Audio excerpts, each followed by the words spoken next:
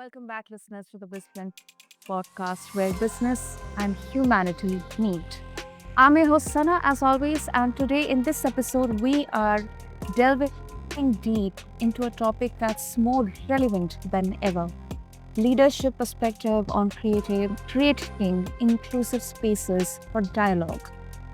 Now, if you know me, you know I believe the strongest businesses are built on not just on strategies or numbers, but on stories, connection, and community. Creating spaces where people feel heard and values the pulse of modern leadership. And joining me today is someone who lives and breathes this mission. Listeners, meet Mathias Lemos Castillo. Mathias is a seasoned DEI consultant, founder of MLC Consulting, and board chair of the Latino Professionals Association of Greater Madison. His work spans from grassroots community building to strategic DEI transformations at the national level. And his story from Uruguay to the US, it adds a deeply personal layer to his leadership philosophy. So, listeners, whether you are leading a team, running a business, or just trying to show up better in your own space, this conversation is definitely for you. So, with that, Matthias, welcome to the show, and it's such an honor to have you with us. Thank you, Sana, so much for having me and to the listeners for taking the time. I'm really excited to be joining you this morning and definitely an important topic to be discussing today. Lovely, lovely. So, in the intro, I mentioned that business or uh, you know, a company is not only about numbers or strategies, but it's about stories, human connection, people, and the community there. So, before we dive deep into the topic, would you like to share a bit about your personal journey, Matthias, with all of us? Definitely. Where do I start? I've been doing consulting for, I want to say a number of years, but officially 3 years. I started in 2022. Before that, it was just, you get brought into projects, have Mhm. fun with people, and being more of a think tank. I started MLC Consulting in 2022, and it does stand for my initials. It also stands for three things: mobilizing, listening, and connecting, Mhm. which is really at the heart of my work. Community engagement and diversity, equity, inclusion. I think that work really requires you to, bring the people together. That's the mobilizing part. Create a space for Mhm. listening and create a space where folks can connect with one another, whether it's through, their experiences or just one-on-one, oh, I didn't know you, or I've seen you in a room before and I didn't get a chance to say hello. My Mhm. work has encompassed all of that, and it's been really exciting because I've been able to do it, not just with government entities here. I'm based in Madison, Wisconsin. I Mhm. worked with the city of Madison. I've worked with other various entities around the city, and I had also had the pleasure working with private entities and nonprofits. So I've been able to work with a wide range of individuals, organizations, and at the heart of the work is how do we again mobilize people? How do we create a place where we're listening authentically and creating those connections that are long lasting? Um, Before that, I was working nationally, doing the work around community building with MIT, and even before that, in my time before working nationally, I was working here in Madison as a DEI consultant. So DEI has been at the very start of my work back in Definitely. 2015. So I've been seeing it change and grow. And it's interesting, like, 10 years later, seeing 2025 where DEI is at. And I still think it's really an important conversation to be having, even more now, so Yeah. because so many folks are not understanding what it is, and it's totally understandable because even for me, as someone that's been working in the field, I could clearly Mhm. say has been changing since my first day working diversity, equity, inclusion for a corporation. So yeah, it's a little bit about me. If I'm not working communities, I like to do a lot of yoga, running. I play the ukulele. I got my little ukulele behind me. So Oh, lovely. try to stay, Mhm. have some fun. That is so impressive, Matthias. So impressive. And of course, DEI has been at the core of your professional journey. So it's definitely an integral part of you. Um, so right now, since DEI is more than relevant ever, it has been, what exactly, because when in the corporate context we talk about diversity, inclusivity, or anything related to DEI, it's just on the paper. Sometimes it's just for the sake of it. So, what exactly does an inclusive space for dialogue actually look like in practice, and how you suggest leaders can begin to build one?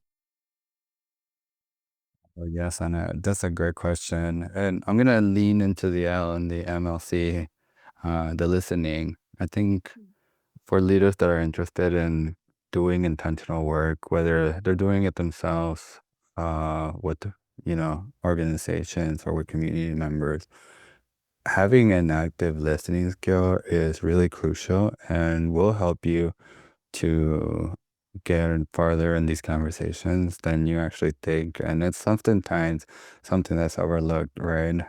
People say, yeah, yeah, yeah, I hear you, but are you actually listening to what people are saying? Are you observing the movements, the emotions that are coming through? And how do we move beyond, engagement that looks like we're going to send a survey, we're going to send feedback, right? And actually change it so we're in front of people and listening and get those nuances that uh, oftentimes you don't get in reports and surveys, but you can truly get from people's experiences and hearing their voices. So I think now that we're moving into an era where it's really important for leaders to create these inclusive spaces. I think the number one tool that they can use is have a really active listening skill that allows them to really look beyond what's in front of them and dig deeper with the individuals that they're working with.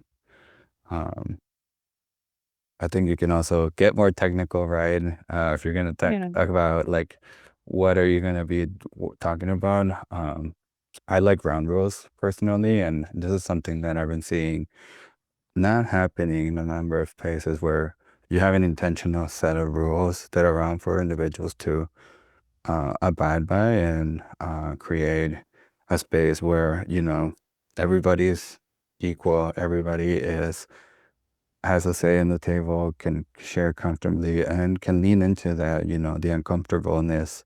I think part of the difficulties that we're seeing now is that we're seeing folks not leaning into the uncomfortableness. And as a leader that wants to create that space, you have to lean in and engage with the discomfort, engage with, you know, what are people saying? How is that showing up for individuals? And try to find a way to move forward together. But you need also some ground rules to set the base for everybody so you're not screaming at each other and uh, causing chaos.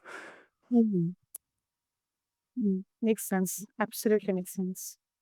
And now we have talked about some of the steps to start with.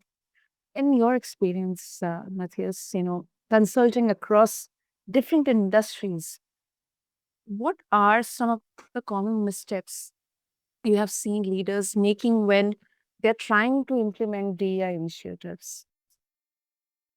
Yeah, that's a great question. Mhm. You know, I see individuals trying to use the same format, the same cookie cutter, let's cut it, for multiple spaces. Let's say whether it's the nonprofit realm where we work with a nonprofit, maybe it's a for-profit organization, or in our government, right?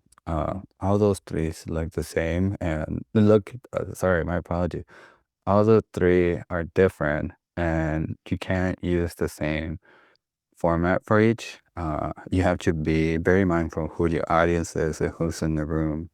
Mm. Um, I'll give you an example. I was sitting not long ago in a meeting, and we're talking about how to get individuals to help with some with a conflict resolution matter. Yeah. And it was really interesting because the first step was, um, let's bring a consultant, let's bring a DI consultant to help do the work, but is that really the needed aspect that would fit best for the group? Mhm. I wasn't quite sure, so it was more of the how do we lean in and actually try to understand the problem and who's the audience um, that's being affected for for the problem that's at hand. Mhm. And it's not necessarily the same answer always, right? You Yeah. want to adapt and move together. So when you're providing solutions, it's something that is tailored specific for the audience, so they understand and they can grasp and they can create a space so ideas can flow more naturally and be like, oh, this happened. I think as a facilitator, it's really important to be able to understand the nuances between the group that you're working with. And that's where Mhm. I come in as a facilitator, being able to create that space that encourages the participation for people Mhm. authentically. And the space that we're creating doesn't always mean the same, right? It could always be a group conversation, a circle, could be a Mhm. world style cafe that we're having, or sometimes even, we're going to fill out a form and then allow for space for reflections where folks can share Yeah. like what did emerge. All those are great ways to do that sort of inclusive environment for active listening. Mhm. And I would encourage folks to find what is going to be the most effective given the audience. And sometimes it's even asking the audience what has worked for you all in the past, or what strategy has worked in the past for the organization or group, and what hasn't worked, and having that conversation too, even before get diving into the how do we problem solve. So I've seen the leaders try to problem solve first, but sometimes Mhm. you need to take some step backs and realize, okay, what are going to be effective ways to address the problem, and there's conversations before that are even needed and afterwards too. So it's not like you can come in, do the conversation, and after the conversation all your problems are gonna be solved. Like there's active works that's needed throughout every step, and as a leader you should be listening to what are people saying, what's coming up, and how do you move together so you can be more productive.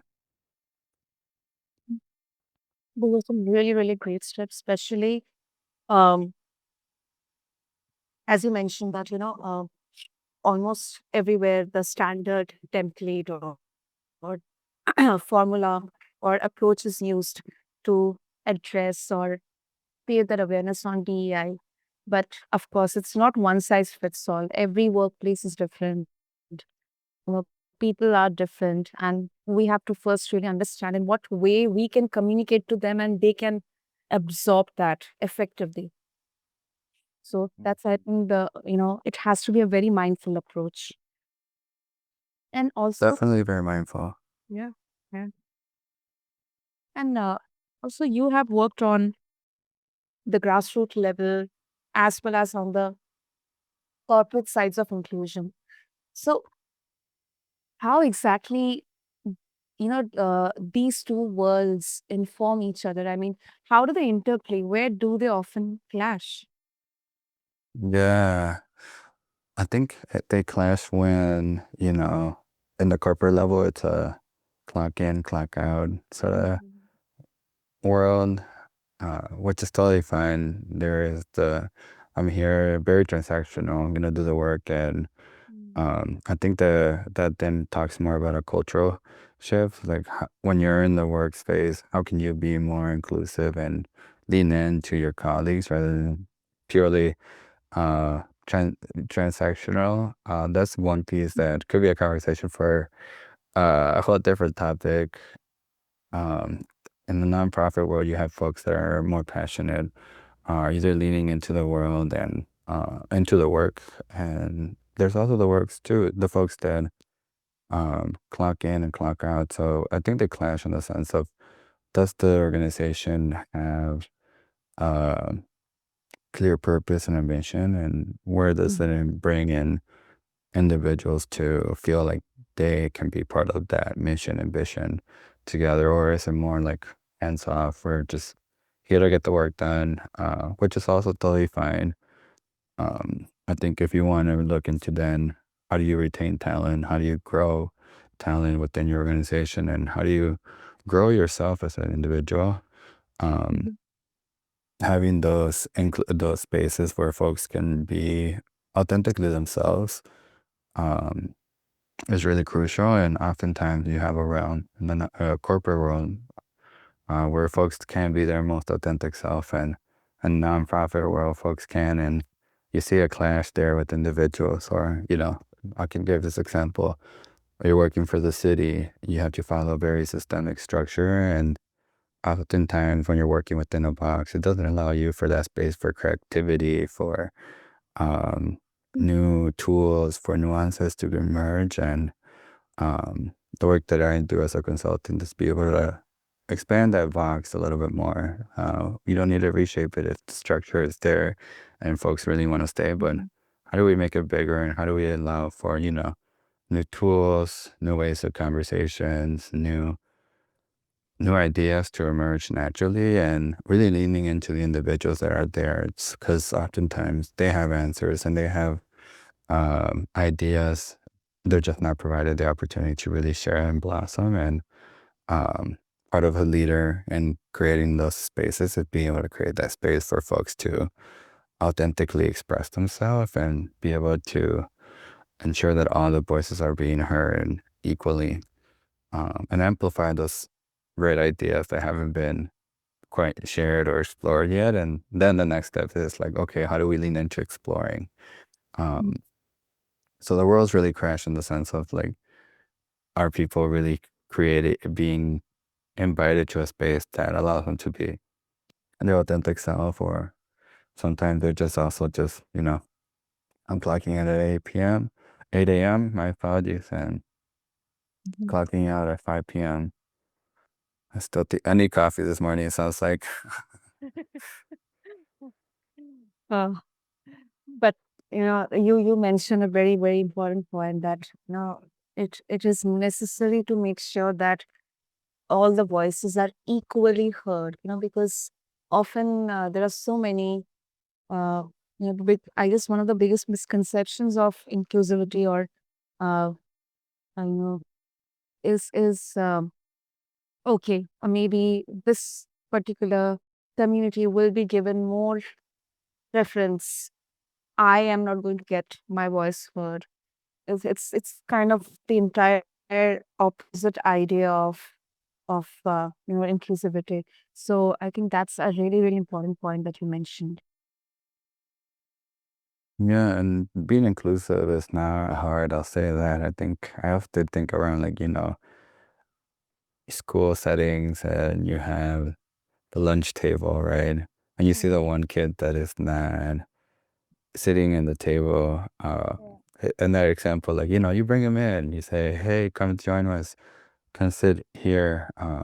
We can do that too in the workspace. We can say, hey, I see that you have a very valuable experience, or we haven't actually heard from you in the conversation. What are your thoughts? And I think again that goes back into the act of listening, and listening to also who's not speaking, right? That's a way of listening too that oftentimes gets overlooked. And as leaders, we also need to make sure that we're creating a space that all voices are being welcomed and have a say in the table. And it's not just, you're sitting here and you haven't contributed to a conversation. Like, invite people in, ask them, what are their thoughts, or provide different Mm. ways in which feedback can be provided. If it's not verbally, can they write it down, or type it into a computer in some sort of form, so folks can still provide the feedback. And that's part of being the inclusivity, is providing multiple ways for communications to come to you, and addressing it and listening to what's coming. We live in a world that there's a number of tools, so lean into the tools, utilize them, and ensure that folks can be heard while you're having these conversations, especially the difficult ones. I think you know, schools can be such a good place to start with. I mean, in schools itself, I think because, of course, they are the future leaders there, the future leaders, the future working population who are there. I mean, I think from the grassroots level, from the beginning itself, I think this should be made aware about. Right. Definitely important to start at the grassroots level and also talk to the grass tops. It's not Hmm. always the grassroots. There's three levels, the grass roots, the middle, and then the grass tops, and Oh, okay. creating spaces that allow for all three of those folks to be able to Mhm. come together. You got the executives, you got the folks that are beneath the executives, and the folks that work on day-to-day tasks, and everybody has an experience. Everybody has an authentic way to bring themselves to the table. And more and more, we are seeing the need for all backgrounds, all levels to be brought in and problem solved because it's not just the grass tops that can do all the solution. It's not all just the middle. It's actually everybody is part of it and everybody plays a role. And changing the conversation that way, I think, allows for people to feel more intentionally to lean in and again engage with that discomfort that you know something's not working. Is this the only experience, or how do we all come in together to have this conversation? With the DEI realm, it's oftentimes this think around like, how do we address racial disparities? And that could be a really good way to kind of engage everybody and see like, how do we bring in people that oftentimes don't get that opportunity to talk? Exactly, exactly. I couldn't agree more. And on the before we wrap up, something on the flip side, some there's a growing sentiment that DEI fatigue is real, especially in fast-paced corporate settings. So, how do you keep leaders and teams engaged in this work long term? Yeah, this is something I heard early on in my career, and I Hmm. really think it sticks true even today. And it's the quote that says it's a marathon, not a sprint. Hmm. And I don't know, Sana, are you a runner or at all? um, because, and the only reason I ask is because, a marathon, you don't want to move really fast. You want to Yeah, pace yourself, right? You exactly. want to make Exactly. sure that the same energy you have at mile one is the same energy you can have at mile five, at mile Yeah. 12, at mile 18, and at 26. Yeah. And oftentimes people feel like it's a sprint, like you have to move fast, you have to move really quickly. Um, Mm.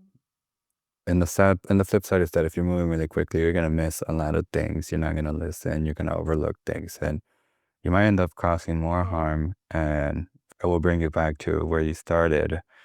The marathon, the moving slow with intentionality, pacing yourself allows you to understand that you know one change takes time.